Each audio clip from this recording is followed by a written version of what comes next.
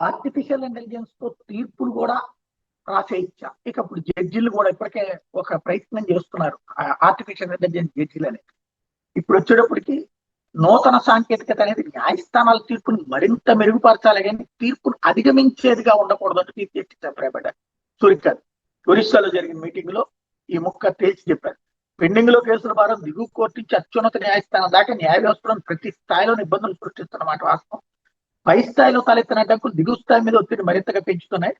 Pending సమస్యను అధిగమించేందుకు మౌలిక సదుపాయాలను బలోపేతం చేయాల్సిన అవసరం ఉంది అంటూ చెప్పుకొచ్చారు.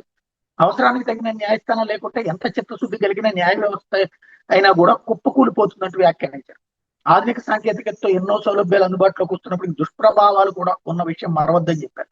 నేటి డీప్ ఫేక్లు, డిజిటల్ అరెస్టుల కాలంలో న్యాయస్థానాలకు సైతం ఇబ్బందులు ఎదురుతున్నాయని, పేదల వృద్ధుని పట్టించుకునే సంస్కరణలు అస్సలు సంస్కరణే కాదంటూ తేల్చి చెప్పారు. తిరోగమనం అన్నారు.